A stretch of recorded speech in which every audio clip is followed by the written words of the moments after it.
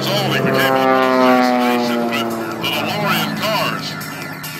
And as a sophomore in high school, he actually bought a DeLorean on his own, and then get this, he modified it into a real James Bond machine.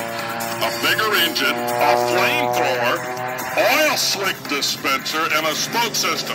Of course, these were only used at air shows. As Kyle comes by this time in that 4-point roll. In the summer of 2003, Kyle began performing in his father's one-of-a-kind Waco mystery ship. It's one of the few big all-monoplanes that you'll find on the airshow circuit today. Besides the compliments of Luke Rolls Cuban 8 hammerheads, Kyle is one of the handful of pilots that actually do a torque roll, slide roll, tail slide, lum shabak tumble in this massive airplane. It is fantastic to watch this young man who has what we call an excellent pair of hands. Now, Kyle is striving for altitude. This means he's got something special up his sleeve, as he's going to be bringing the airplane back to Airshow Center here in just a moment. It's called the Waco Mystery Ship. It's actually started life as a Waco JMF-7, a military designation of PT-14, as it was built as a training aircraft. But the Mystery Ship has been extensively modified. It no longer even looks like the original Waco, and therefore is called the Mystery Ship. Those modifications include replacing its 220 horsepower Continental radial engine with a massive 450 horsepower Pratt & Whitney. A 3-blade propeller to absorb that 450 horsepower. Moving the cockpit back 30 inches, adding 18 inches to the landing gear to help trailer that prop, an extra cabane stretch to help hold the top wing on, and constructing extra heavy flying wires that brace the braces between the wings.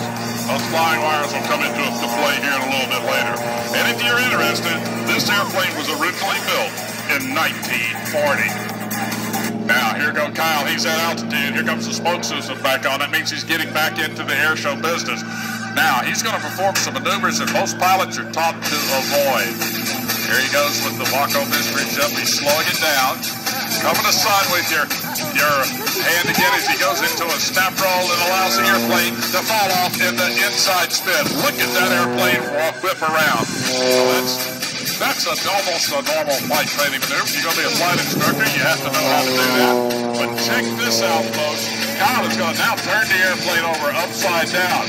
He's allowing the airspeed to decrease until the point that the wings stall.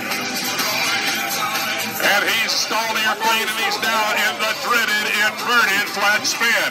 He's spiraling down from a high altitude right now. The airplane totally, absolutely out of control. Rotating around on his back. Here you can hear him modifying the power settings. Time to power the Waco out of the spin. He's got it wound up real tight. He's getting off the wall. Come on, Kyle. Oh, boy, get out of whoa.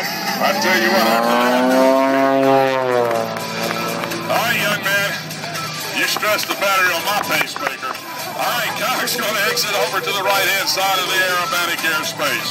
He is flat getting it done today. Last night he told us that the airplane flies like it's got a whole bunch of vitamins because of the cold air and low humidity that we're enjoying here at Monroe today. So although the cold air may not be the best for us, these airplanes love it. It's dense and it provides a lot of power for the engine. As Kyle comes by for an 8-point slow hesitation roll, stopping the wings at every